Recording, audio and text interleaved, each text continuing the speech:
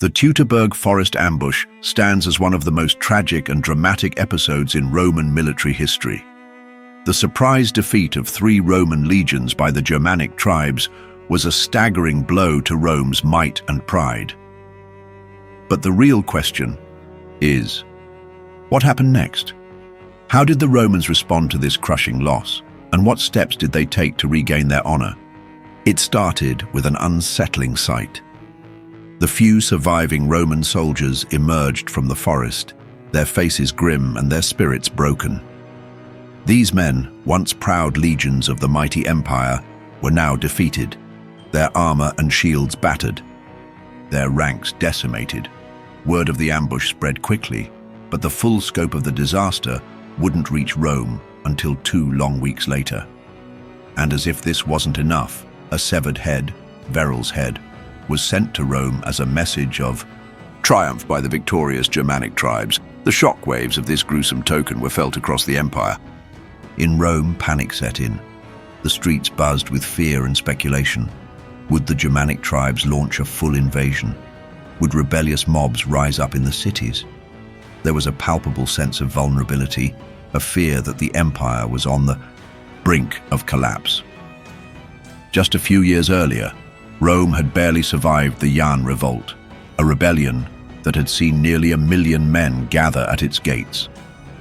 Now, the news from Teutoburg sent waves of dread through the capital. The empire seemed to be teetering on the edge of chaos. As the panic spread, even the stoic Emperor Augustus was visibly shaken. According to the historian Suetonius, Augustus was so affected by the defeat that he neglected his appearance for months, refusing to cut his hair or beard. He would often strike his head against doors in frustration, cursing the gods for their cruelty. Despite his emotional turmoil, Augustus knew that Rome couldn't afford to dwell on defeat.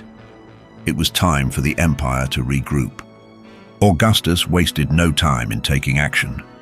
The Roman emperor immediately strengthened security in the capital, expanded the powers of provincial governors, and began mobilizing the legions for defensive measures.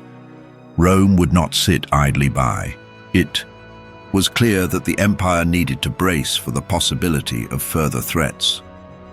The defensive posture was the first step in reclaiming Rome's confidence and ensuring the empire's survival.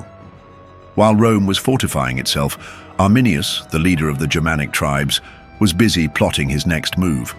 The victory at Teutoburg had given him a moment of triumph, but he knew the war was far from over. Arminius and his forces set out to dismantle the remaining Roman presence in Germania, attacking outposts, settlements, and fortresses. The Germans managed to lay siege to the last Roman stronghold in the region. The defenders fought bravely, but the Germanic forces suffered heavy losses. Then, one stormy night, the Roman defenders managed to escape and flee across the Rhine, leaving their fort behind for the tribes to loot. However, as the Germanic tribes attempted to cross the Rhine to push further into Roman territory, they found themselves stopped in their tracks. Roman reinforcements had arrived, and the defenses along the river had been strengthened. The Germanic tribes quickly realized that pushing further into Roman lands would be too costly, and the possibility of a large-scale invasion dwindled.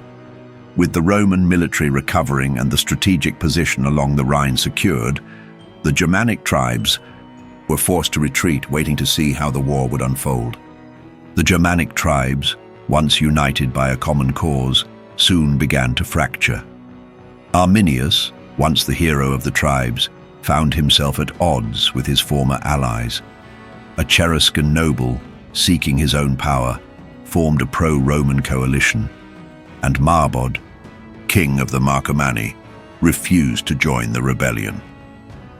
These divisions among the tribes ultimately undermined their cause. The once powerful coalition of Germanic forces began to crumble, and with it, the opportunity to permanently threaten the Roman Empire faded.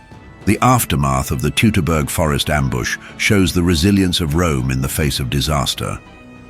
Though Rome had been shaken to its core, the empire quickly adapted, strengthened its defenses, and reasserted its authority. The Germanic tribes, emboldened by their victory, lost their unity and were unable to press their advantage. Rome, for all its vulnerabilities, was far from defeated. The Teutoburg Forest disaster would go down in history, but it was not the end of the Roman Empire. It was instead a turning point, a lesson in Rome's ability to rise from the ashes and fight once again.